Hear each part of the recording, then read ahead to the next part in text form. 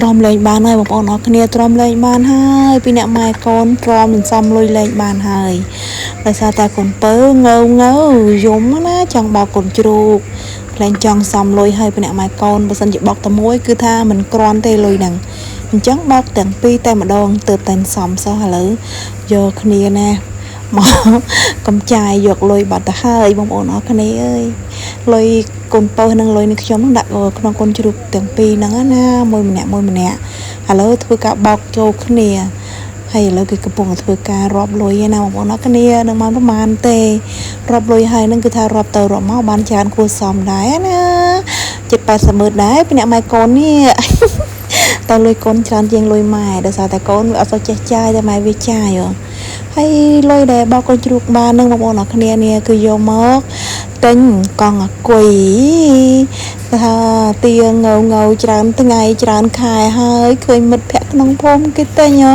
ហើយកូនពៅគេទាទិញដែរតាមពិតចង់ទិញឲ្យយូរហើយប៉ុន្តែដូចថាអត់ទាន់ចង់ទិញឲ្យភ្លាមទេកុំឲ្យទម្លាប់ធ្លាប់ថាអូចង់ឲ្យបានចង់បានអីបានហ្នឹងចឹងណា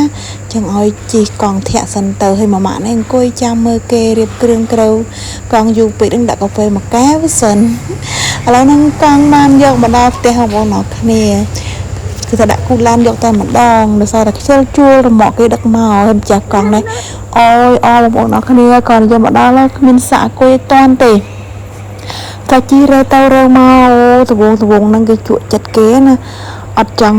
ថាផ្លិចបាយផ្លិចគេងទៀតបងប្អូនអរគ្នាអើយ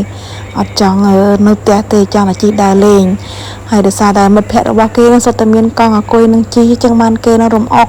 ម៉ាម៉ាក់ខ្លាំងដល់ពេលម៉ាម៉ាក់អត់សូវមានលុយមានអីបោកលុយកូនជ្រូករបស់ម៉ាម៉ាក់ឯនឹងកូនពៅចូលគ្នាមើលខ្វះម៉ានេះថែមថយទីទួចចឹងទៅហ្នឹងហើយបងប្អូនអរគ្នាវីដេអូថ្ងៃហ្នឹងគឺមានតែប៉ុណ្្នឹងទេសូមអរគុណបងប្អូនអរគ្នាសម្រាប់ការតាមដានទស្សនានិងសូមអធិស្ឋានរកកំហុសខុសឆ្គងផងដែរសូមអរគុណបាយបាយ